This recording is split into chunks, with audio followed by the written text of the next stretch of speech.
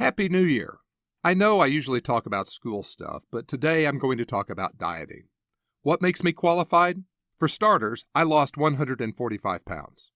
When you do that, you learn a few things along the way. For example, I'm not going to tell you how or what diet to follow. That's your choice. Instead, I'm going to share what I learned by going through my own dietary fire because it might very well help you too. I lost 145 pounds from mid-2012 until today. During that time, I also replaced both hips and fought stage 4 cancer.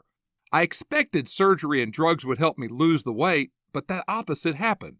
In fact, I gained nearly 50 pounds while undergoing chemotherapy.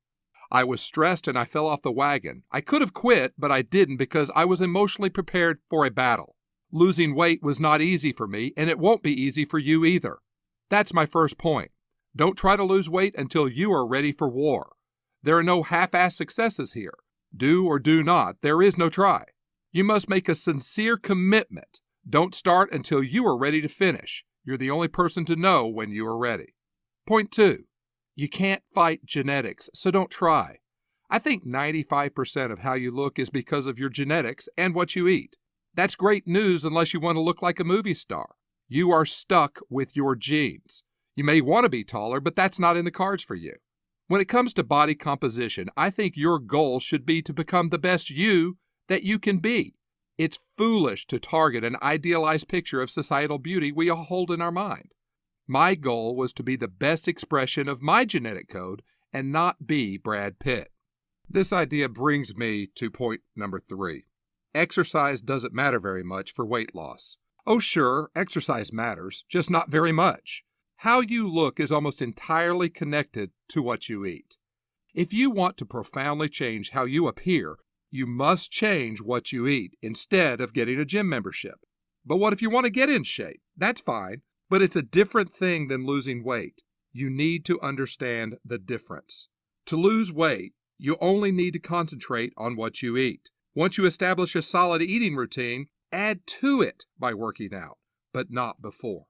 My last idea is to consider intermittent fasting. The internet is full of information about this. You should look it up. I thought fasting was a silly trend, and now I can't imagine my life without it. In a nutshell, fasting solves the willpower problem. Fasting is probably the most important idea I offer to you today. Your diet will fail if you have to use willpower all day long. You can only go so long before you cheat, a little and then a lot. I know what I'm talking about. Willpower is like carrying a brick over your head. Sure, it's easy at first, but after a couple of hours, it's impossible. Your willpower is like that, and intermittent fasting fixes it. Whatever diet you choose, vegan, low carb, grapefruit, I don't care. Try to follow it while at the same time using intermittent fasting. Fasting means fewer decisions to make and less willpower is needed. Is it easy? Hell no. And that's why I started this list with "This is war." Your body adapts quickly and fasting becomes especially empowering. Fasting makes eating pure and straightforward and makes everything easier. Much of my success was due to simplifying my eating decision-making process. Willpower can and will fade, but fasting helps make it dramatically stronger. So that's it, my 4 cornerstones. Be ready for war, don't fight genetics, eating is more important than exercise, and fasting. It works. That's it. I hope you will let me know if any of these ideas help you, and best of luck in 2018.